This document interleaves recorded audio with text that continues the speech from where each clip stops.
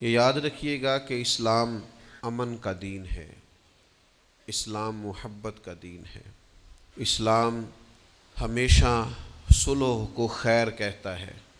لیکن ایسا نہیں ہے کہ دشمن ہتھیار اٹھا لے، دشمن بغیر کسی دلیل اور بغیر کسی ثبوت کے جارحیت کا مظاہرہ کرے، تو اسلام پھر بھی یہی کہتا ہے کہ تم نے صرف صلح کرنی ہے۔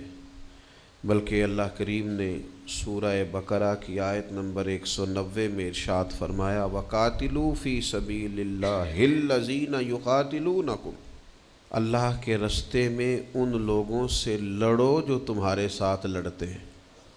اگر مخالف لڑنے کے لیے تیار ہو جاتا ہے اور وہ تم سے لڑتا ہے تو تم بھی اس سے لڑو۔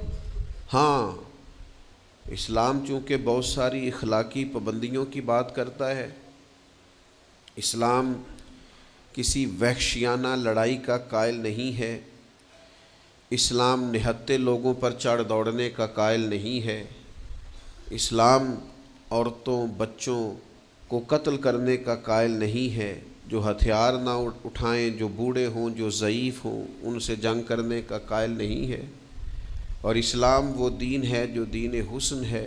تو اتنی بات اسلام ضرور کہتا ہے کہ جنگ میں بھی تم اخلاقیات کا خیال کرو، لڑو۔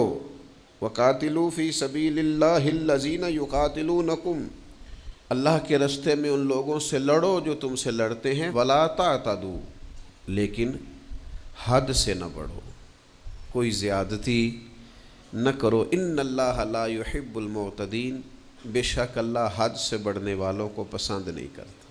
تم زیادتی نہیں کرو گے، تم حدود سے تجاوز نہیں کرو گے، تم اخلاقی حدود کی پابندی کرو گے، تم جنگ بھی کرو گے تو پھر اس کے وہ جو ہمارے ہیں ایک محاورہ بولا جاتا ہے کہ محبت اور جنگ میں سب جائز ہے، تو یہ غلط ہے۔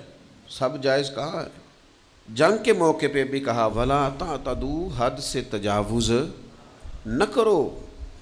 وَقَاتِلُوا فِي سَبِيلِ اللَّهِ الَّذِينَ يُقَاتِلُونَكُمْ، اللہ کے رستے میں ان سے قتال کرو جو تم سے قتال کرتے ہیں۔ وَلَا تَعْتَدُوا، لیکن حد سے تجاوز۔ إِنَّ اللَّهَ لَا يُحِبُّ الْمُعْتَدِينَ، بے شک اللہ حد سے تجاوز کرنے والوں کو پسند نہیں کرتا۔ نبی کریم صلی اللہ علیہ وسلم نے جنگ کے آداب بیان فرمائے۔